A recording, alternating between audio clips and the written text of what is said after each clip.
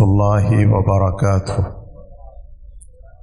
الحمد لله رب العالمين، والصلاة والسلام على سيد الأنبياء وأشرف المرسلين وعلى آله وصحبه أجمعين ومن تبعهم بإحسان إلى يوم الدين.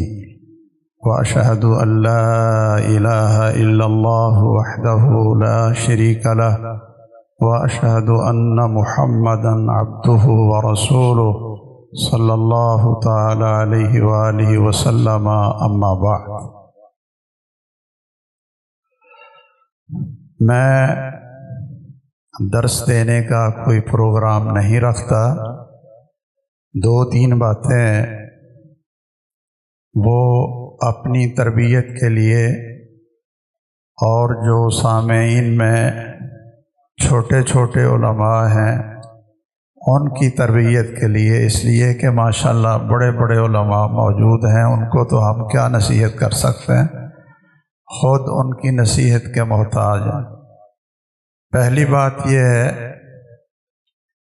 کہ حضرت فضیلت الشیخ المحترم المبارک، جو میرے بھی استاد گرامی ہیں اور میں نے بہت سی کتابوں میں ان سے استفادہ کیا جب ہم جامعہ محمدیہ گجرانوالہ میں پڑھتے تھے، تو یہ آخری کلاس میں تھے اور میں چھوٹی کلاسوں میں تھا.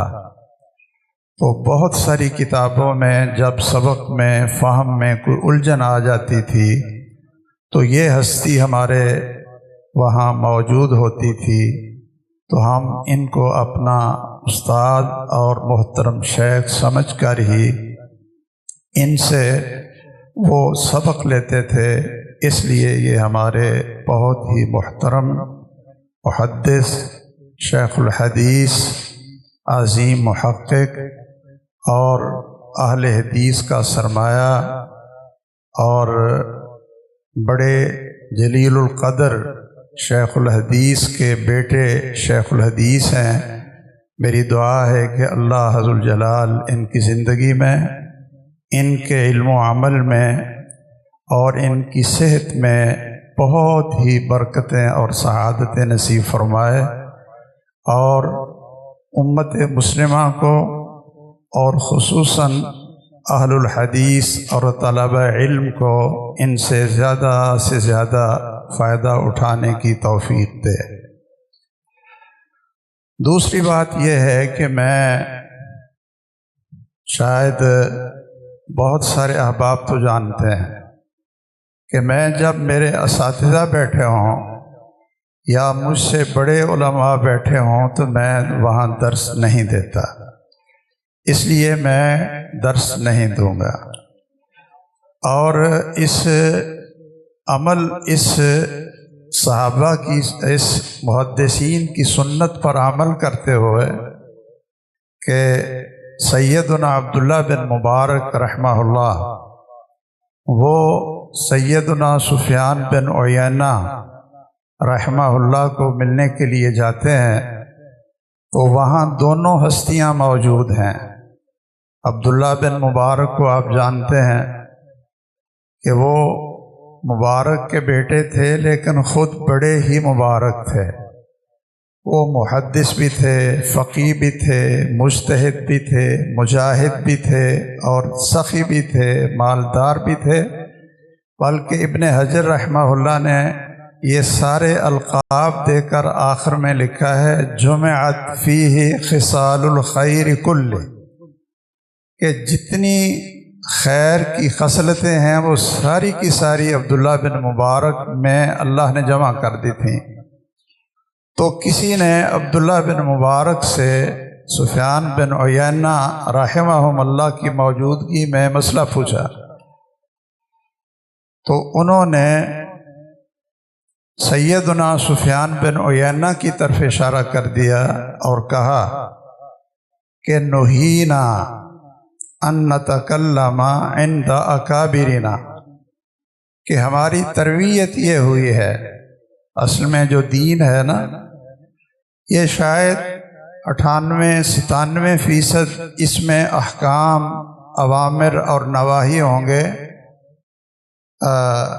2 یا 3% اوامر اور نواہی ہوں گے۔ 98 اور 97% علماء کہتے ہیں کہ اس کے اندر آداب اور اخلاق ہی ہیں، اللہ کے ساتھ ادب، اللہ کے رسول صلی اللہ علیہ وسلم کے ساتھ ادب، اپنے سے بڑوں کے ساتھ ادب، پڑوسیوں کے ساتھ ادب، یہ سارے آداب، یہ دین ہے۔ تو ہمیں چاہیے کہ ہم وہ آداب سیکھیں جو دین کا بڑا حصہ ہے۔ شیخ البانی رحمہ اللہ رحمتاً واسعہ اپنے دور کے مجدد علوم الحدیث تھے، اور اس وقت بھی آپ پوری دنیا کے تمام ممبر و محراب سے، بیت اللہ کے ممبر سے، مسجد نبوی کے ممبر سے، اور جتنے پی ایچ ڈی کے مقالے لکھے جا رہے ہیں ان سب میں صرف اتنا ہی لکھا ہوتا ہے کہ صححہ الامام الالبانی وضعفہ الامام الالبانی۔ اتنی اللہ ذو الجلال نے ان کو شہرت، محبوبیت اور قبولیت اور امت کا اعتماد اللہ نے ان کو عطا کیا تھا۔ وہ فرمایا کرتے تھے کہ میں نے ساری زندگی اس امت مسلمہ کو دوبارہ اٹھانے کے لیے کہ یہ امت کیسے دوبارہ اٹھ سکتی ہے، میں نے بہت زور دیا کہ اس کا عقیدہ صحیح ہو جائے۔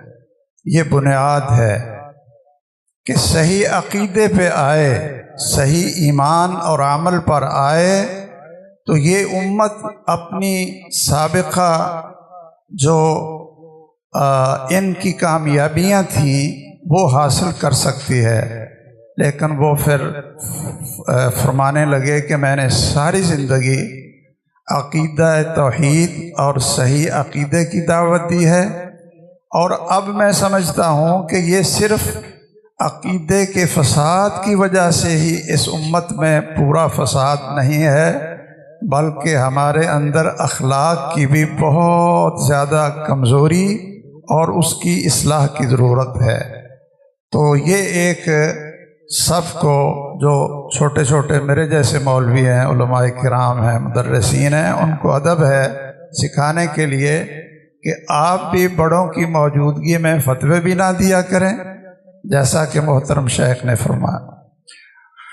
دوسری بات یہ ہے کہ اہل حدیث کا جو اختلاف حضرت ہمارے محترم گرامی قدر فضیلت الشیخ فرما رہے تھے، یہ اختلاف تو ہوتا رہا ہے اور ہو بھی رہا ہے، لیکن اس کو مخالفت کی شکل دینا، رائے میں اختلاف ہونا، یہ تو ایک فطرتی چیز ہے۔ صحابہ کرام رضی اللہ تعالیٰ عنہم آپس میں اختلاف تھا، اور رسول اللہ صلی اللہ علیہ وسلم نے اپنے دور میں بھی بعض صحابہ کو بڑی سختی سے ڈانٹا کہ آپ نے یہ کام کیوں کیا ہے، اگرچہ انہوں نے اپنی سمجھ سے کیا تھا۔ جو آدمی زخمی ہو گیا تھا اور اس نے پوچھا جی میں تو اب بہت زیادہ زخمی ہو گیا ہوں اور جنبی بھی ہو گیا ہوں، تو جو وہاں تھے وہ بھی اصحاب رسول تھے، انہوں نے کہا جی آپ کو غسل ہی کرنا پڑے گا۔ اس نے غسل کیا تو وہ فوت ہو گئی۔ تو رسول اللہ صلی اللہ علیہ وسلم نے فرمایا، آپ نے فرمایا کہ قتلوہ قاتلہم اللہ، قتلوہ قاتلہم اللہ، اللہ ان کو قتل کرے، انہوں نے اس کو مار دیا ہے۔ فَإِنَّمَا شِفَاءُ الْعِيِّ السُّؤَالُ، کہ جو ناواقف ہو، جس کو پتہ نہیں ہے، اس کو چاہیے تھا کہ وہ پوچھ لیتے۔ ایک صحابی کو آپ نے گورنر اپنا کمانڈر بنا کر بھیجا، اس نے سوچا کہ میں ان کا امتحان لوں کہ یہ سمعنا و اطعنا میری ہر بات پر کہتے ہیں کہ نہیں۔ تو اس نے ایندھن منگوایا، صحابہ نے اکٹھا کر دیا، پھر اس کو آگ لگائی، لگانے کا حکم دیا، جلا دیا۔ اب یہ حکم تو سمعنا و اطعنا ٹھیک تھا، لیکن جب اس نے یہ کہا کہ آگ میں چھلانگیں لگاؤ، تو پھر سب نے کہا کہ یہ پھر ہم اس وقت تک نہیں لگائیں گے جب تک رسول اللہ صلی اللہ علیہ وسلم کو نہ پوچھ لیں۔ تو آپ نے فرمایا کہ اگر تم چھلانگیں لگا دیتے تو پھر آگ میں ہی رہتے۔ یہ شاید اس کا اجتہاد تھا کہ میں اس کا امتحان لوں۔ اختلاف تو ہوتا ہے اہل حدیث میں۔ امام مالک اہل حدیث تھے اور وہ جہری نمازوں میں امام کے پیچھے سورۃ فاتحہ پڑھنے کے قائل نہیں تھے۔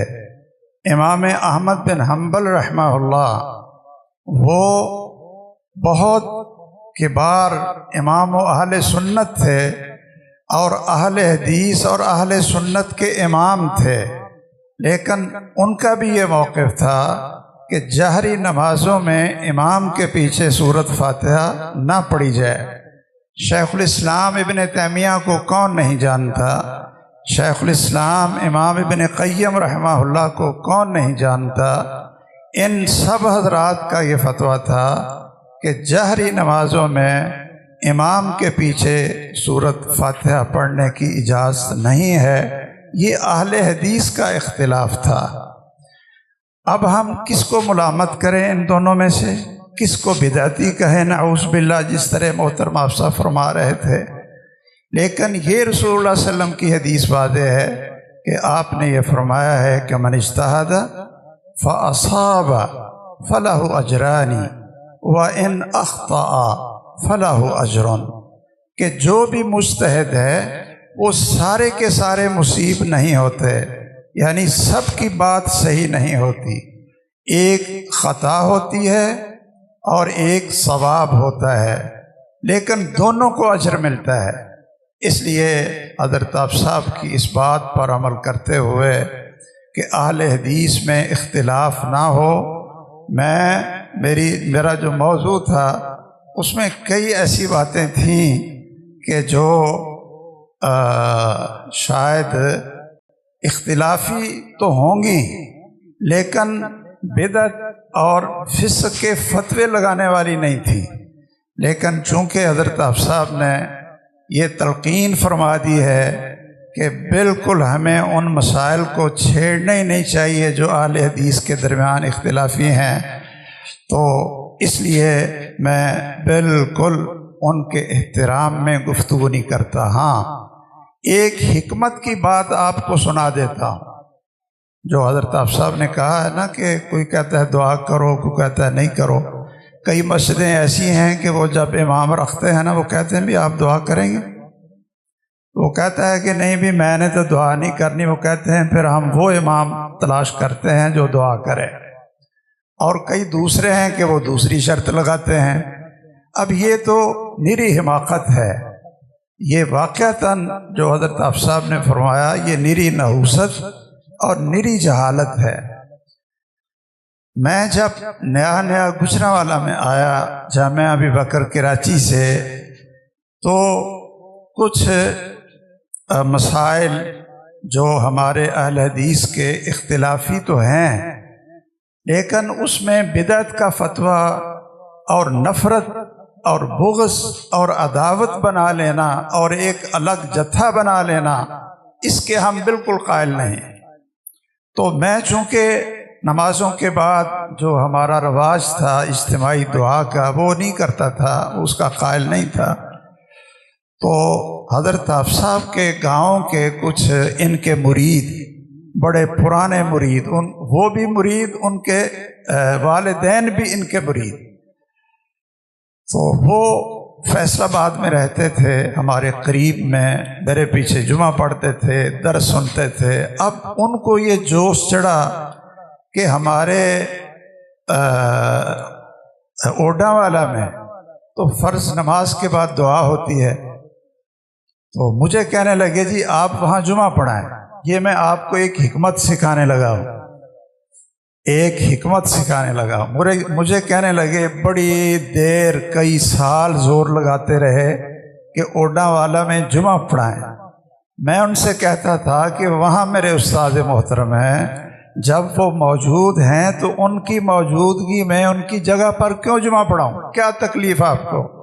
آپ ان کا جمعہ سنیں اور میرا آپ یہاں سن لیتے ہیں. خیر ایک دفعہ بہت زیادہ مجبور کیا. آپ سب کا بھی مجھے پیغام ملا کہ ٹھیک ہے آپ جمعہ پڑھائیں، تو میں چلا گیا. اب یہ مسئلہ تھا کہ خطبہ تو میں نے دیا، جمعے کے بعد دعا میں نے کرنی نہیں تھی. اگر کوئی کہہ دیتا تو چلو کر بھی دیتا، لیکن میرا عام معمول ہے کہ میں نہیں کرتا. اب ان کا یہ پروگرام تھا جو مجھے لے کر گئے تھے کہ آپ سب جمعہ پڑھائیں گے اور یہ نماز پڑھائیں گے اور دعا نہیں کریں گے، وہاں شور مچے گا اور 2 مولویوں کا مقابلہ ہو. تو اللہ نے میرے ذہن میں ایک بات ڈالی، یہ ذرا علم کے ساتھ حکمت بھی چاہیے، وہ آپ حضرات اس کو ذہن میں رکھیں. علم کہتے ہیں نا کہ علم کتنا چاہیے بھائی، اور حکمت آپ سب چلے گئے.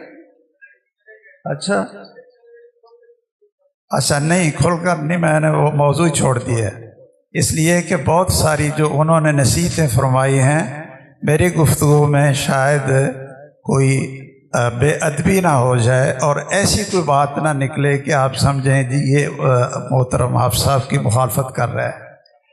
اچھا میں نے وہاں جمعہ پڑھایا تو میں نے سوچا کہ اب میں نماز پڑھاؤں گا تو شاید جو ان کا پروگرام ہے 2 مولویوں کو لڑانے کا وہ کامیاب ہو جائیں، اور ہم ان مسائل کو صرف ایک اجتہادی سمجھتے ہیں. کوئی اس کو صحیح سمجھتا ہے تو کر لے، اس کو اجر ملے گا اگرچہ خطا بھی ہو.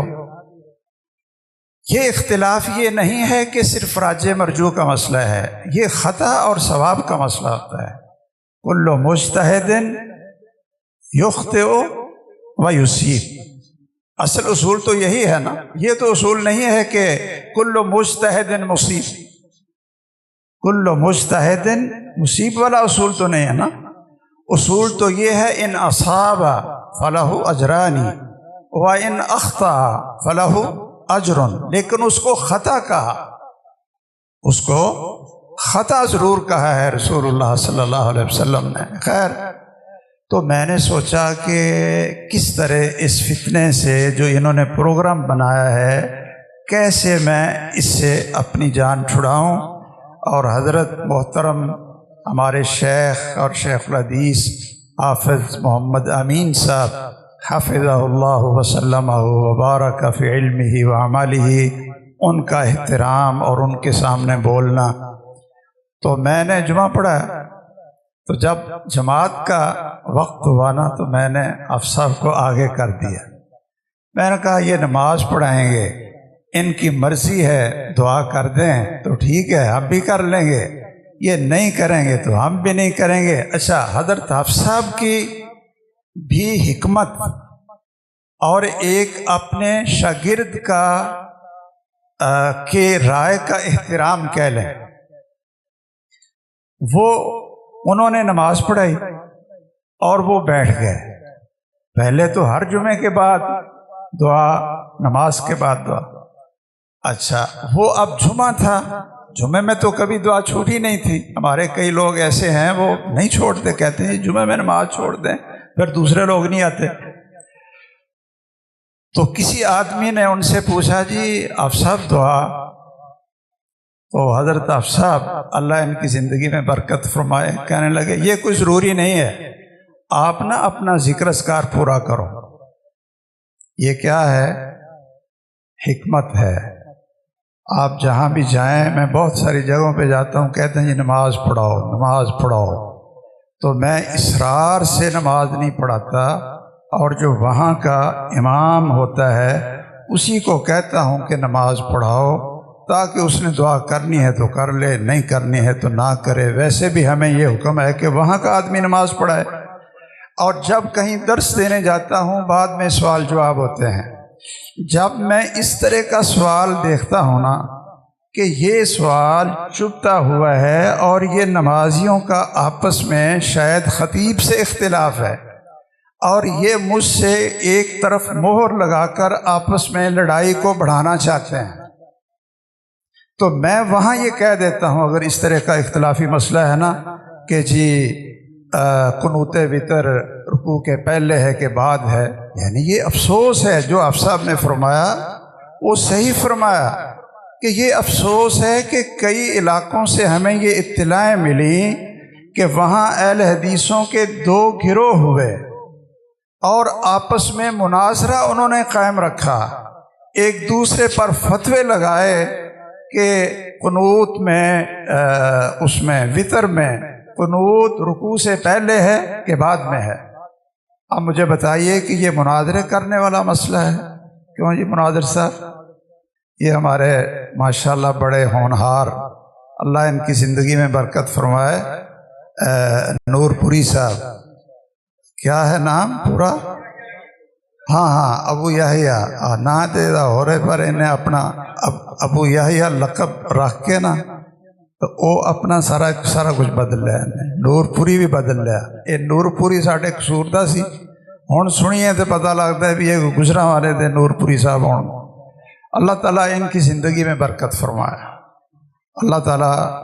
اچھا، اب ان مسائل پہ مناظرہ کرنا، کوئی آپ کو کہے نا جی آؤ مناظرہ کرو، قنوت وتر رکوع سے پہلے ہے تو بعد میں ہے، آپ کہیں کہ بھائی میں ماڑا ہوں، میں کمزور ہوں، آپ کے امام صاحب جیسے کرتے ہیں نا آپ ان کے پیچھے ویسے ہی کریں۔ صحابہ کرام کا یہی طریقہ تھا۔ سیدنا عثمان رضی اللہ تعالیٰ عنہ وہ مکہ میں، عرفات میں، مینا میں ظہر اور عصر کی 4 رکعت ہی پڑھتے تھے، لیکن رسول اللہ صلی اللہ علیہ وسلم نے کتنی پڑھی؟ کیوں بھائی؟ 2 پڑھی۔ تمام صحابہ کرام نے کیا کیا؟ 2 پڑھی۔ سیدنا ابو بکر خلیفہ بنے، 2 پڑھاتے رہے، سیدنا عمر بنے، 2 پڑھاتے رہے۔ اب کچھ لوگ اس طرح کے ہوتے ہیں، انہوں نے عبداللہ بن عباس سے پوچھا رضی اللہ تعالیٰ عنہما، عبداللہ بن مسعود سے پوچھا رضی اللہ تعالیٰ عنہما کہ یہ عثمان کیا کرتے ہیں؟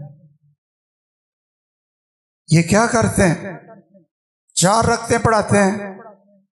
انہوں نے کہا کہ صلی رسول اللہ صلی اللہ علیہ وسلم رکعتین، صلی ابو بکر رکعتین، صلی عمر رکعتین، کہ بھائی پہلے تو تینوں نے 2 رکعت ہی پڑھائی ہیں اور یہی سنت ہے، اور ساتھ کہا انا للہ و انا الیہ راجعون، کہ عثمان 4 رکعتیں پڑھاتے ہیں، استغفر اللہ، انا للہ و انا الیہ راجعون۔ تو اب چبھتا ہوا سوال کیا تھا؟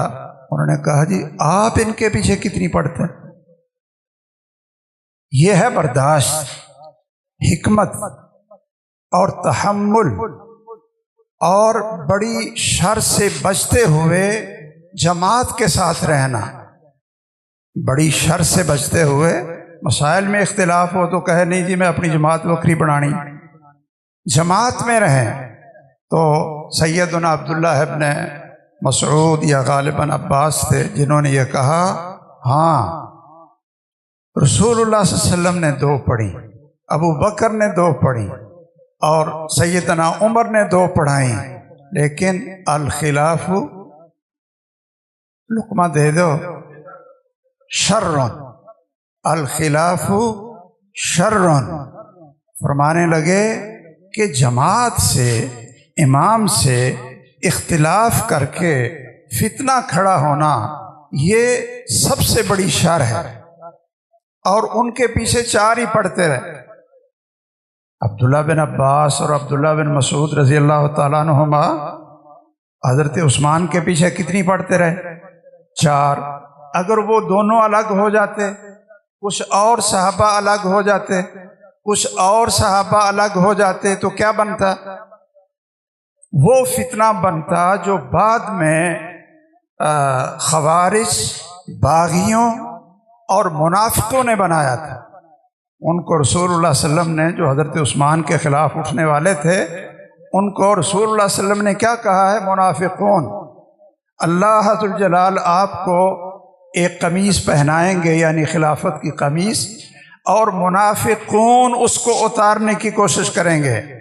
اس سے کیا پتہ چلا کہ جتنے بھی یہ بلوائی تھے یہ حق پر نہیں تھے۔ حق اور ہدایت پر کون تھے؟ عثمان رضی اللہ تعالیٰ عنہ۔ آپ نے اشارہ کر کے کہا تھا ھذا ومن معہ یومئذ علی الہدی، کہ یہ شخص اس دن، جس دن اس کو مصیبت پہنچے گی اور فتنے اٹھیں گے، یہ حق پر ہوگا، یہ ہدایت پر ہوگا، اور فتنہ اٹھانے والے ان کو منافقون کہا محمد الرسول اللہ صلی اللہ علیہ وسلم نے۔ آج کے دور میں اگر کوئی بدبخت یہ کہتا ہے کہ یہ جی عثمان کی نعوذ باللہ اپنی کرتوتوں سے ان کے گاٹے کو اتارا گیا، ایک ہے نا بدبخت، وہ کہتا ہے جی یہ مروان بن حکم کو اس نے وہ غلط موریں لگائیں اور ان کو رشتہ دیا، تو پھر گاٹا ہی کٹا جانا سی اور کی ہونا سی۔ اللہ ذوالجلال ان کو ہدایت دے۔ بڑی دعائیں کرتے ہیں ابو یحییٰ صاحب کہ اللہ ان کو ہدایت دے، بس ابھی تک تو نہیں ملی جی۔ اللہ اس کے شر سے اس امت کو بچائے اور ہمارے نوجوانوں کو بچائے۔ تو میں محترم آپ سب کا بھی شکریہ ادا کرتا ہوں کہ انہوں نے بڑی اچھی نصیحتیں کی۔ اپنا درس میں محفوظ رکھتا ہوں کہ آپ مسلک اہل حدیث کے خد و خال کیا ہیں، یہ کبھی موقع ملا تو انشاءاللہ آپ کے سرگودے میں یہ خوب آپ کو بتائیں گے کہ مسلک اہل حدیث کے عقیدے میں، عمل میں، منہج میں، سیاست میں، تعامل میں، اخلاق میں ان کے اصول کیا ہیں۔ اللہ تعالی ہم سب کو اس پر قائم اور دائم رکھے، آمین۔ وآخر دعوانا ان الحمد للہ رب العالمین۔ سبحانک اللہم وبحمدک، اشہد ان لا الہ الا انت، استغفرک واتوب الیک۔ تمام احباب اپنی اپنی نشستوں پہ تشریف رکھیں۔ یہ جماعت کے نوجوان آپ کی خدمت میں جماعت کی طرف سے کتب کا تحفہ اور پینسل کا تحفہ جو ہے وہ پیش کریں گے۔ سب احباب جو ہیں وہ اپنی اپنی نشستوں پر تشریف رکھیں۔ جزاکم اللہ خیر، احسن الجزا۔ چلو پھر نشست رکھاں گے تو پھر اتنے جڑا